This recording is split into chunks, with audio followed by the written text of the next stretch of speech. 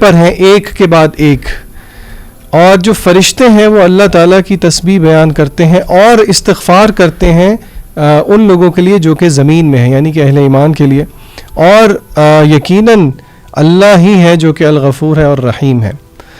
ابن عباس اس آیت کی تفسیر میں لکھتے ہیں رضی اللہ تعالیٰ عنہ کہ یہ جو اللہ نے بیان کیا ہے کہ قریب ہے کہ آسمان ایک دوسرے کے اوپر پھٹنے والے ہیں, یہ کیوں ہیں؟ یہ اللہ کے ڈر سے اور اللہ کی خشیت سے ہے.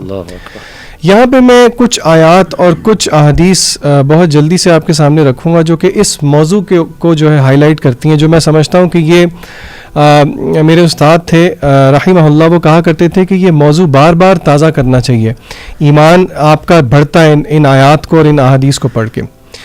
آیت الکرسی میں ہم پڑھتے ہیں, آیت الکرسی میں آیت کا ایک حصہ ہے جس میں اللہ فرماتے ہیں وسع کرسیہ السماوات والارض, کہ اللہ کی جو کرسی ہے وہ زمین و آسمان کا احاطہ کیے ہوئے ہیں.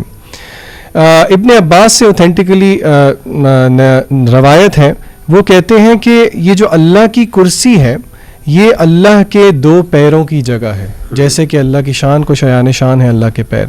اور شیخ محمد بن صالح عثیمین رحمہ اللہ کہتے ہیں کہ ایز فار دا کرسی Allah associates himself with it and it is the place of his 2 feet. اچھا, پھر ایک حدیث میں بہت انٹرسٹنگ بات آئی ہے اللہ تعالیٰ کی اس کرسی کو, اور پھر یہ اس کرسی کے یہ جو فٹ سٹول ہے, this is basically the foot stool of عرش.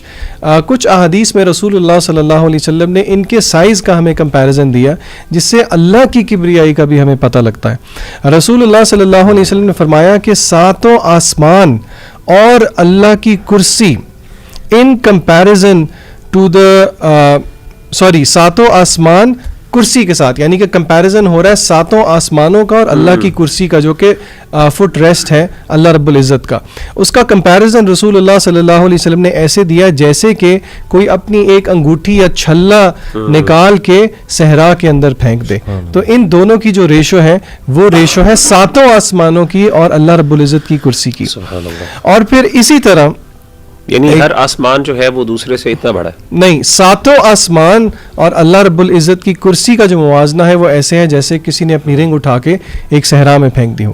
پھر اسی طرح the superiority of the throne in relation to the کرسی, اللہ کا عرش اگر اللہ کی کرسی کے ساتھ کمپیئر کیا جائے تو اس کی بھی مثال رسول اللہ صلی اللہ علیہ وسلم نے یہی دی جیسے کہ ایک رنگ کو اٹھا کے پھینک دیا جائے ایک صحرا کے اندر. ایک اور روایت میں آتا ہے رسول اللہ صلی اللہ علیہ وسلم نے فرمایا کہ مجھے اجازت دی گئی ہے کہ میں اللہ کے جو برگزیدہ فرشتے ہیں ان کے بارے میں بتاؤں, خاص طور پہ جنہوں نے اللہ کے عرش کو تھاما ہوا ہے. آپ صلی اللہ علیہ وسلم کہتے ہیں کہ اس فرشتے کے کان سے لے کے اس کے کندھے تک, اب فرشتے کا کان کیسا ہے, اس کا کندھا کیسا ہے, یہ غیبی امور ہیں, یہ اللہ ہی بہتر جانتے ہیں. لیکن رسول اللہ صلی اللہ علیہ وسلم کہتے ہیں کہ اس فرشتے کے کان سے لے کے اس کے کندھے تک کی جو مسافت ہے, جو ڈسٹنس ہے, دیٹ از 700 years. یہ سنن ابو داؤد کی روایت ہے, صحیح روایت ہے.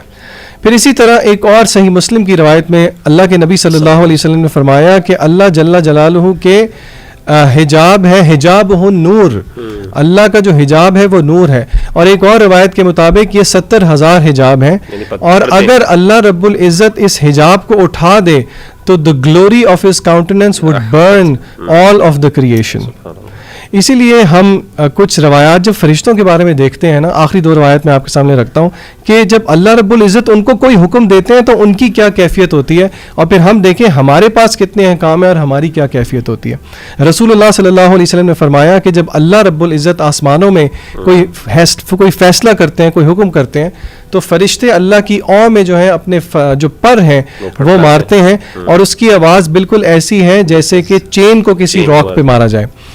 تو وہ ان پہ بیہوشی سی طاری ہو جاتی ہے, اور جب ان کو ہوش آتا ہے تو ان سے پوچھا جاتا ہے کہ تمہارے رب نے تمہیں کیا کہا, تو وہ کہتے ہیں قول الحق وہو العلی الکبیر, کہ اللہ نے جو کہا وہ حق کہا. آخری روایت میں آپ کے سامنے رکھوں گا جبریل امین کے بارے میں. ہمیں پتہ ہے کہ فرشتوں میں سے سب سے زیادہ جو بڑے فرشتے ہیں, برگزیدہ فرشتے ہیں, وہ جبریل امین ہیں. ان کے بارے میں نبی کریم صلی اللہ علیہ وسلم نے فرمایا, یہ بھی صحیح روایت ہے, کہ on the night on which I was taken, جس رات مجھے اسرا والمعراج کے سفر پہ لے کے جایا گیا, میں گزرا جبریل امین کے پاس سے, تو اللہ کے ڈر سے ان کی کیفیت ایسے تھی جیسے کہ ایک وارن آؤٹ میٹ ہوتا ہے. گھر کے باہر جو آپ دیکھتے ہیں نا ویلکم میٹ ہوتا ہے, پیر رکھ رکھ کے اس کی حالت جو ہے وہ بالکل گھسی ہوئی ہوتی ہے. تو آپ صلی اللہ علیہ وسلم نے فرمایا کہ جبریل امین کی حالت یہ ہے. اسی لیے اللہ نے گلہ کیا وما قدر اللہ حق قدرہ والارض جمیعا قبضتہ یوم القیامہ. تو اللہ سے دعا ہے اللہ ہمیں حقیقی معنوں میں اپنی عظمت کو جو ہے نا اپنے دلوں میں بٹھانے کی توفیق دے. آمین.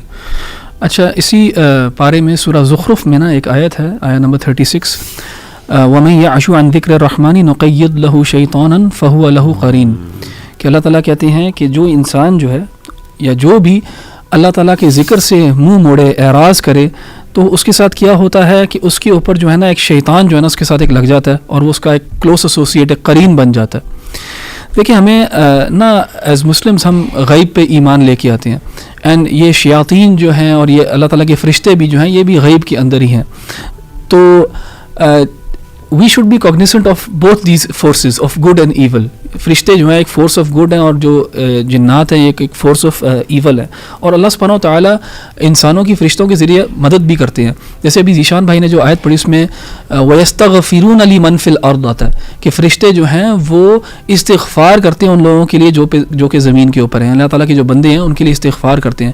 اسی طرح سورہ فصلت میں آیا نا کہ نحن اولیاؤکم فی الحیات الدنیا وفی الآخرہ, کہ فرشتے کہتے ہیں انسان کو آ کے جب وہ بالکل مرنے والا ہوتا ہے یا بالکل مر چکا ہوتا ہے تو انسانوں کے پاس فرشتے آتے ہیں اور کہتے ہیں کہ ہم تمہارے دوست تھے دنیا میں بھی اور آخرت میں بھی ہوں گے. تو اس سے ہمیں یہ پتہ لگتا ہے کہ جو اہل ایمان ہیں ان کے ساتھ فرشتے جو ہیں وہ جڑے ہوتے ہیں, ان کی محفلوں کو اٹینڈ بھی کرتے ہیں اور وہ برکات لے کے بھی آتے ہیں اور مدد بھی کرتے ہیں. لیکن the opposite is also true, کچھ لوگوں کے ساتھ شیاطین بھی جڑے ہوتے ہیں اور وہ شیاطین بھی جو ہے ان کو ایک نیگیٹیوٹی کی طرف لے کے جاتے ہیں, ان کو نقصان پہنچاتے ہیں. اینڈ اس کا بہترین حل جو ہے کہ آپ نے یہ پازیٹیو انرجی جو ہے فرشتوں کی اس کو اپنے ساتھ رکھنا ہے, کہ آپ نے یہ نیگیٹیو انرجی جو ہے جنات کی اس کو اپنے ساتھ رکھنا ہے. یہ اللہ تعالیٰ کا ذکر بیسکلی اللہ تعالیٰ کا ذکر جتنا زیادہ انسان کرے گا اتنی زیادہ پروٹیکشن ہوگی. رسول اللہ صلی اللہ علیہ وسلم نے کہا یہ حصن من الشیطان, یعنی کہ ایک کاسل ہے, ایک فورٹریس ہے یہ شیطان کے خلاف. یعنی جب آپ اپنے آپ کو اللہ تعالیٰ کے ذکر آپ جب تک کرتے رہتے ہو آپ ایک پروٹیکشن کے اندر آ جاتے ہو, اور وہ پروٹیکشن جو ہے آپ کو پروٹیکٹ کرتی ہے شیاطین سے.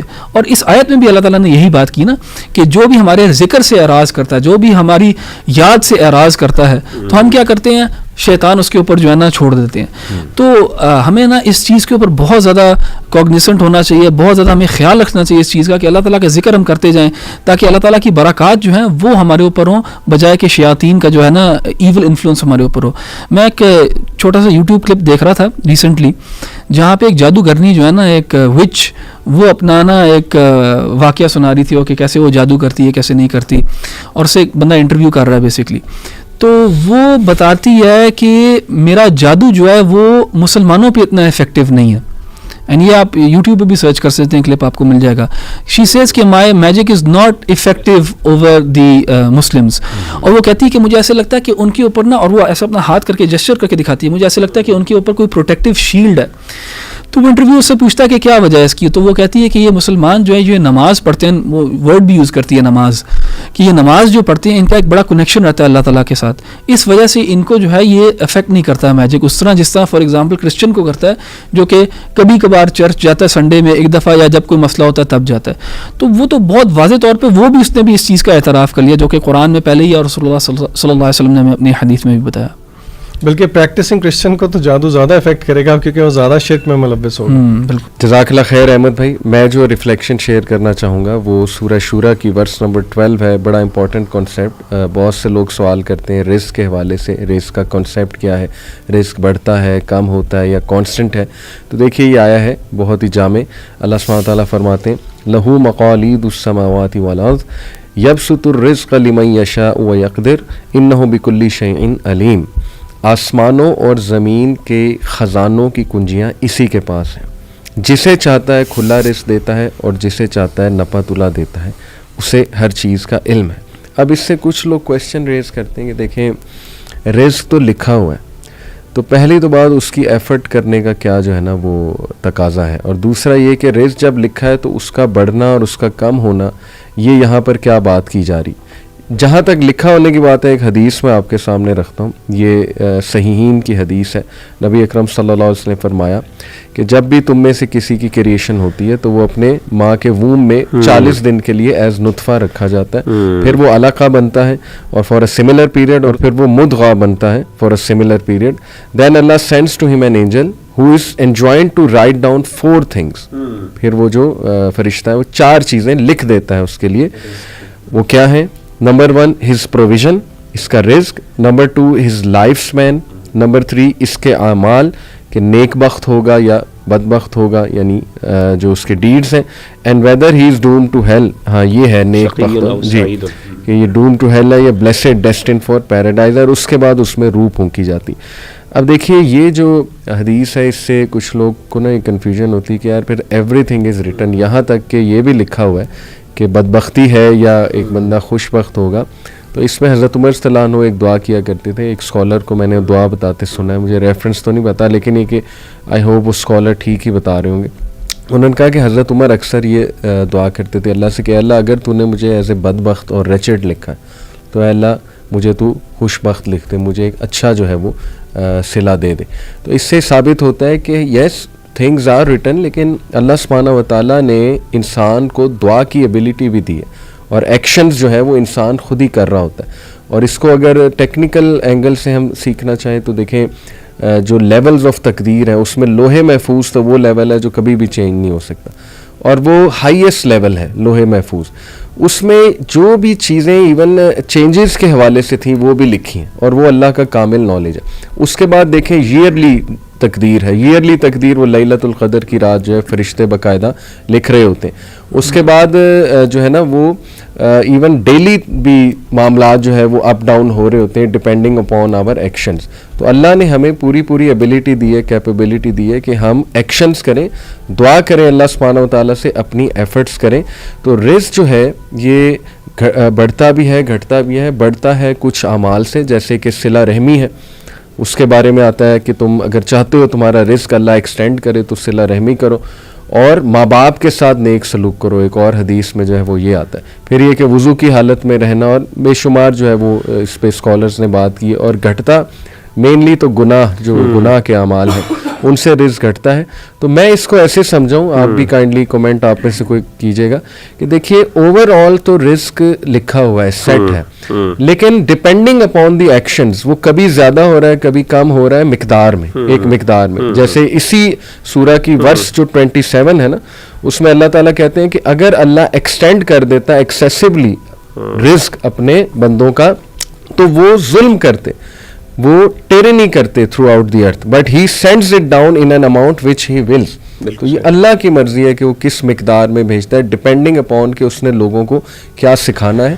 تو بس ہمیں اللہ سے پاکیزہ رزق کی دعا کرنی چاہیے, اور وہ اعمال کرنے چاہیے جو رزق کو بڑھائیں. That should be our job. Ali بھائی جزاک اللہ خیر, میں 2-3 چیزیں آپ نے جو بات کی اس پہ کمنٹ کر لوں. ایک تو جو آپ نے دعا بتائی ہے سیدنا عمر فاروق رضی اللہ تعالیٰ عنہ کی, یہ بالکل حسن درجے کی روایت ہے, اور یہ اس کی دعا جو ہے وہ میں آپ کے سامنے بلکہ پڑھ لیتا ہوں. اللہم ان کنت کتبتنی فی اہل السعادۃ فاثبتنی فیہا, کہ اللہ اگر تو نے مجھے نیک بختوں میں لکھا ہوا ہے تو پھر آپ یعنی کامیاب لوگوں میں, تو آپ مجھے اس پہ ثابت کر دیجئے. وَإِن كُنْتَ كَتَبْتَ عَلَيَّ الذَّنبَ وَالشَّقْوَةَ, اگر آپ نے میرے پر گناہ یا پھر وہ بدبختی لکھی ہوئی ہے تو اللہ اس کو مٹا دے. وَأَثْبِتْنِي فِي أَهْلِ السَّعَادَةِ, مجھے اس میں لکھ لیجئے. اور یہ حدیث جو ہے امام ابن کثیر نے ذکر کی ہے یہ روایت. اور اس کے آگے جو آیت کا جو یعنی اس حدیث کے آخر اس دعا کے اینڈ پہ اصل میں سورہ رعد کی آیت کا وہ حصہ ہے جو آپ کے اگلے سوال کا جواب دیتا ہے کہ اللہ تعالیٰ نے اصل میں 2 تقدیریں, ایک تقدیر وہ ہے جو اللہ تعالیٰ نے لوح محفوظ میں لکھی ہے, وہ تبدیل نہیں ہوتی, وہ الٹیمیٹ چیز ہے. اور ایک تقدیر ہے جو اللہ تعالیٰ نے جیسے کہا نا کہ ماں کے پیٹ پہ لکھی جاتی ہے اس وقت جو فرشتہ لکھتا ہے, تو یہ اصل میں 2 الگ ٹائم پہ لکھی گئی ہے. تو یہ جو تقدیر ہے یہ اونچ نیچ ہوتی رہتی ہے. یہ اللہ نے وہ جیسے آپ نے بتایا نا کہ انسان کے ایکشنز کے اوپر, اور اس کی دلیل کیا ہے, اللہ کہتے ہیں سورہ رعد میں یمحو اللہ ما یشاء ویثبت, اللہ جس کو چاہتا ہے مٹا دیتا ہے اور جس کو اللہ چاہتا ہے ثابت کر دیتا ہے. وعنده ام الکتاب, اور اس کے پاس ام الکتاب میں سب کچھ لکھا ہوا ہے, یعنی لوح محفوظ میں سب کچھ لکھا ہے.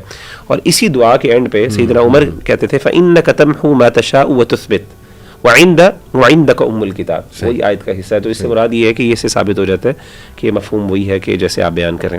جیسے دوسری آپ نے آیت جو, اب میں ذرا اپنا پوائنٹ ایک شیئر کرنا چاہوں گا, یہی جو آیت جو دوسری آپ نے ذکر کی سورہ شورا کی آیت نمبر 27, وہ ہے کہ وَلَوْ بَسَطَ اللَّهُ الرِّزْقَ لِعِبَادِهِ لَبَغَوْا فِي الْأَرْضِ، کہ اللہ تعالیٰ اگر پھیلا دے رزق اپنے بندوں کے لیے، لبغوا فی الارض، تو وہ زمین میں بغاوت کریں، ولکن ينزل بقدر ما یشاء، لیکن اللہ نازل کرتا ہے اپنی یعنی ایک اندازے کے ساتھ جتنا وہ چاہتا ہے، انہ بعبادہ خبیر بصیر، وہ بے شک اپنے بندوں کو دیکھنے والا اور ان کے بارے میں خبر رکھنے والا ہے۔ تو یہاں پہ ایک چھوٹا سا میرا ذاتی ایک یہ آیت ہمیشہ مجھے یاد رہتی ہے، خاص طور پہ مال کے معاملے میں، اور مجھے یاد ہے کہ میرے والد صاحب نے ایک زمانے میں ایک انویسٹمنٹ کی تھی کسی جگہ پہ، تو اللہ کی طرف سے وہ انویسٹمنٹ کوئی زمین وغیرہ لی تو اور وہ ویلیو اپریسیشن کے لیے لی تھی انہوں نے کہ اپریشیٹ ہوگی تو اس کو بیچ دیا جائے گا، تو اللہ کی طرف سے ہوا یہ کہ جب انہوں نے بیچی بڑی دیر رکھنے کے بعد تو اس وقت اس کی قیمت کوئی زیادہ نہیں بڑھی، لیکن جیسے انہوں نے بیچی کو 1 مہینے بعد پتہ چلا کہ وہ ڈبل ٹرپل قیمت بن گئی۔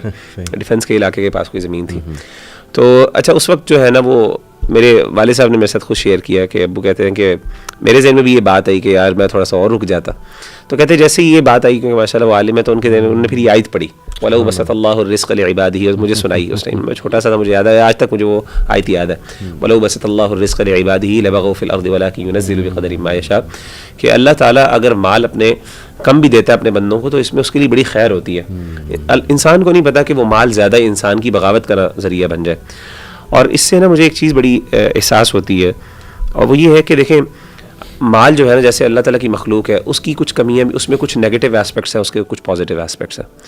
مال کا جو نیگیٹو اسپیکٹ ہے نا وہ یہ ہے کہ مال نیچرلی جو ہے نا مال آتا ہے تو انسان کے اندر ریاکاری آ جاتی ہے، انسان بغاوت کی طرف آ جاتا ہے، انسان کے اندر یعنی اس طرح کے مسئلے آنا شروع ہو جاتے ہیں، انسان کے اندر حرص مزید، لالچ مزید آ جاتی ہے، مستغنی سمجھتا ہے انسان اپنے آپ کو اللہ تعالیٰ سے انڈیپینڈنٹ سمجھنا شروع ہو جاتا ہے، جیسا کہ قرآن مجید میں بھی اللہ نے کہا نا، اور انسان اللہ سے پھر یہ بلکہ تقاضا کرتا ہے کہ اللہ تو ایسا کر کہ مجھے مال دے، جب دیکھتا ہے نا کسی کے پاس مال ہے کہ اللہ میں بھی تیرے راہ میں خرچ کروں گا، تو اللہ نے سورہ توبہ میں اس چیز کا ذکر کیا، وَمِنْهُمْ مَنْ عَاهَدَ اللَّهَ لَئِنْ، آیت نمبر 75 میں، وَمِنْهُمْ مَنْ عَاهَدَ اللَّهَ لَئِنْ آتَانَا مِنْ فَضْلِهِ لَنَصَّدَّقَنَّ وَلَنَكُونَنَّ مِنَ الصَّادِقِينَ فَلَمَّا آتَاهُم مِنْ فَضْلِهِ بَخِلُوا بِهِ وَتَوَلَّوْا وَهُمْ مُعْرِضُونَ، اللہ کہتے ہیں جب انسان کے پاس مال نہیں ہوتا تو کہتا ہے کہ اللہ مجھے عطا کر، تو کرے گا تو میں ضرور اس میں سے صدقہ کروں گا، بڑا تیری راہ میں خرچ کروں گا، لیکن جیسے ہی اللہ عطا کرتے ہیں تو اسے کیا کرتے ہیں، وہ یعنی بخل کرنا شروع ہو جاتے ہیں، کنجوسی کرنا شروع ہو جاتے ہیں۔ تو نیچرلی جو ہے نا مال کے اندر کچھ نیگیٹو ٹریٹس انہیرنٹلی جس طریقے سے مختلف مخلوقات کی ہیں اس میں کچھ فائدے بھی ہیں، ظاہر ہے انسان جو ہے کسی کے سامنے جو ہے ہاتھ نہیں پھیلاتا، اور بھی بڑے انسان صدقہ دیتا ہے اللہ کی راہ میں، اگر وہ دے تو اسے توفیق ملے، پروز بھی ہیں اس کے، کونز بھی ہیں۔ اب سوال یہ ہے کہ انسان اللہ سے مال مانگے، خیر ہے مانگنی بھی چاہیے انسان کو، تو کیا ذریعہ ہے جس کے ذریعے انسان اس کے نیگیٹو اسپیکٹ سے جو ہے نا خاص طور پہ لالچ اور حرص انسان کی بہت بڑھ جاتی ہے۔ میں نے دیکھا جتنے لوگ اللہ معاف کرے جتنا ان کے پاس پیسہ زیادہ ہوتا ہے نا ان کے دل اتنے ہی چھوٹے ہوتے ہیں، اور نیچرلی حدیث سے بھی ثابت ہوتا ہے کہ اگر انسان کو جو ہے نا وہ 2 وادی مل جائیں تو وہ تیسری بھی وادی کہے گا سونے کی، اور اس کا پیٹ صرف مٹی بھر سکتی ہے۔ تو یہ حرص جو ہے میں نے دیکھا جو بیچارے کم درجے کے لوگ یعنی غریب طبقے کے لوگ ہوتے ہیں تو عام طور پہ وہ ان کا دل زیادہ کھلا ہوتا ہے، وہ معاملے کے بارے میں اتنے پیسوں کے بارے میں اتنا احساس نہیں ہوتے۔ امیر لوگ اپنے اوپر پیسہ بہت اڑاتے ہیں لیکن دوسروں پہ خرچ کرنے کے لیے وہ 1-1 روپیہ گنتے ہیں، اللہ معاف کرے۔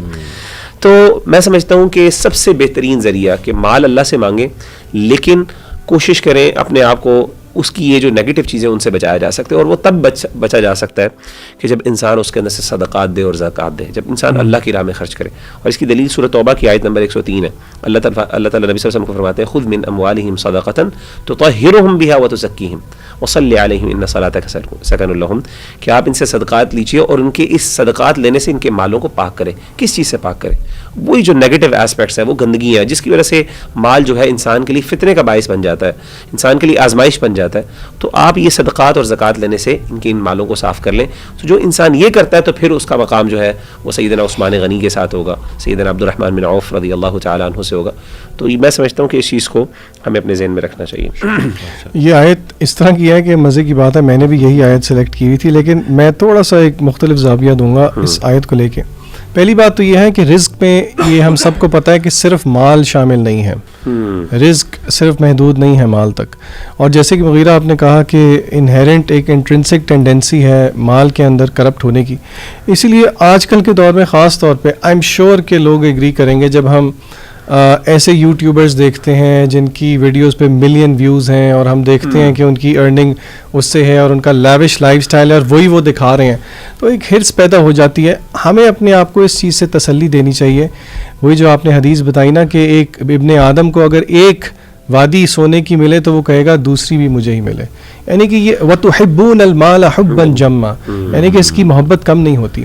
میں جو ریفلیکشن شیئر کرنا چاہ رہا ہوں وہ یہ ہے کہ مال کا ہونا یا رزق کا ہونا، زیادہ ہونا یا کم ہونا کوئی کرائٹیریا نہیں ہے ہمارا اللہ کے ہاں اللہ کی قربت کا. یہ سورہ فجر کے اندر اللہ تعالیٰ نے اس چیز کو سمجھایا. اللہ فرماتے ہیں فَأَمَّا الْإِنسَانُ إِذَا مَبْتَلَاهُ. ٹیسٹ کے مختلف لفظ ہیں قرآن مجید کے اندر، یہاں پہ ابتلا کا لفظ استعمال ہوا ہے، اور مفسرین کہتے ہیں کہ ابتلا ٹیسٹ کی ایک بڑی سپرلیٹو فارم ہوتی ہے. اللہ کہتے ہیں فَأَمَّا الْإِنسَانُ، اور جب ہم نے انسان کو آزمایا اس کے رب نے، فَأَكْرَمَهُ وَنَعَمَهُ، اس کا اکرام کیا، اس کو نعمتیں دی، فَيَقُولُ رَبِّي أَكْرَمَنِ، تو اس نے کہا کہ میرے رب نے مجھے میری تکریم کی، میری عزت کی.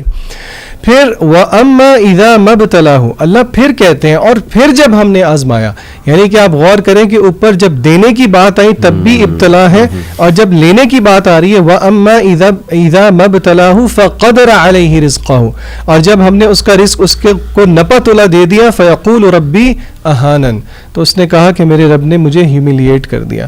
تو یہاں پہ غور کرنے والی بات یہ ہے، آگے اللہ کہتے ہیں کلا، ہرگز ایسی بات نہیں ہے. بات یہ ہے کہ مال کا ہونا بھی امتحان ہے اور مال میں کمی ہونا بھی امتحان ہے، جیسے کہ ہماری زندگی کل کا کل امتحان ہے. الذی خلق الموت والحیات لیبلوکم ایکم احسن عملا. تو ہر وقت جو ہے وہ اللہ سے رزق مانگنا کوئی بری بات نہیں ہے، لیکن جو دین نے فلسفہ دیا نا کہ جسے اردو میں کہتے ہیں نا کہ جتنی چادر ہو اتنے ہی پیر پھیلائیں، تو انسان نفسیاتی طور پہ اور ہر طور پہ جو ہے وہ بڑی تسلی میں رہتا ہے. آپ ان لوگوں کو مت دیکھیں جو آپ سے اوپر ہیں، بلکہ ان لوگوں کو دیکھیں جو آپ سے نیچے ہیں، تو پھر انشاءاللہ یہ حرص پیدا نہیں ہوگی، اور اس حرص کو اپنی نفس سے کریت کے دور کرنے کی بہت ضرورت ہے. اچھا، یہ اللہ سبحانہ و تعالیٰ کی جو آیات ہیں نا، ان کی 3 اقسام کی ہیں کچھ علماء نے، اور میں یہاں پہ 2-3 آیات شیئر کروں گا جہاں پہ یہ تینوں اقسام جو ہے مینشنڈ ہے. ایک تو اللہ سبحانہ و تعالیٰ کی آیات جو ہیں، آیات سے مراد اللہ کے سائنز جو ہیں، کچھ سائنز ہیں وہ ہمارے اندر ہیں، جس میں سے فطرت انسانی ایک سائن ہے جس کے ذریعے اللہ تعالیٰ کو پہچانا جاتا ہے. کچھ سائنز جو ہیں وہ ہورائزن میں، آفاق میں ہیں، یعنی ہم سے باہر ہیں، دنیا کے اندر ہیں، دنیا سے باہر ہیں. یہ سارے سائنز جو ہیں یہ بھی اللہ تعالیٰ کی یاد اور اللہ تعالیٰ کی جو نا اللہ سبحانہ تعالیٰ کی کریشن کے اندر یہ سائنس اللہ تعالیٰ کے وجود کی دلیل ہے یہ. تو اللہ تعالیٰ نے کہا سورہ میرے فصیلت آیت نمبر 53 سنریہم آیاتنا فی الآفاق وفی انفسہم حتی یتبین لہم انہ الحق، کہ ہم ان کو ان قریب اپنی آیات دکھائیں گے انہی کے اندر بھی اور ان دی ہورائزنز از ویل، باہر بھی دکھائیں گے ان سے، تاکہ ان کو پتہ لگ جائے کہ یہ جو ہے حق ہے، اللہ تعالیٰ کی طرف سے ہی ہے اور اللہ تعالیٰ ہی ہے ان کو بنانے والا. پہلی تو یہ ہے مینشن کہ انسان کے اپنے اندر، دوسری یہ انسان سے باہر جو آفاق میں، اور پھر قرآنی آیات، قرآن کی بھی آیات جو ہیں وہ بھی سائنس ہیں آف اللہز ایگزسٹنس، وحدانیت، جس میں اللہ سبحانہ تعالیٰ یہاں پہ سورہ شورا میں کہتے ہیں تلک آیات اللہ نتلوها علیک بالحق، یہ آیات ہیں جو تم پہ پڑھی جا رہی ہیں حق کے ساتھ. اور میں چاہوں گا کہ جو ہماری آڈینس ہے جو ہمیں سنتی آئی ہے پچھلے 20 ایپیسوڈ سے، وہ ان آیات کے اوپر غور کرے کہ ان کے اوپر بھی اب یہ آیات پڑھی جا رہی ہیں، ہم سب کے اوپر پڑھی جا رہی ہیں یہ آیات. ایک تو کچھ آیات ہمارے اندر ہیں جو اس کا پچھلی آیت میں ذکر کیا گیا، پھر آفاق میں، اور پھر یہ قرآن کی آیات ہیں. تلک آیات اللہ نتلوها علیک بالحق فبأی حدیث بعد اللہ وآیاتہ یؤمنون.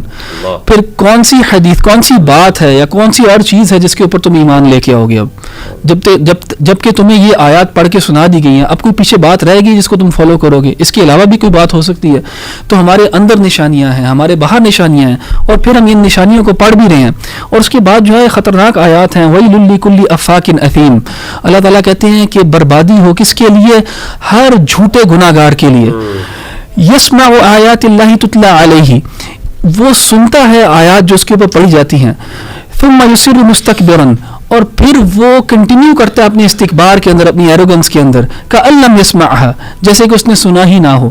فبشروا بعذاب علیم، تو اس کو بشارت دے دو، اس کو گلیڈ ٹائڈنگز دے دو، گڈ نیوز دے دو. کس چیز کی؟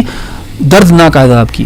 تو یہ ہمارے لیے ایک لیسن ہے کہ ہم نا ان آیات کے اوپر غور کریں، جو ہمارے اندر کی آیات ہیں، جو ہمیں باہر آیات نظر آتی ہیں، اور جو آیات ہم پڑھ رہے ہیں قرآن کی آیات، اور کہ ان کو سنیں اور سن کے ریفلیکٹ کریں اور پھر ایمان لے کے آئیں.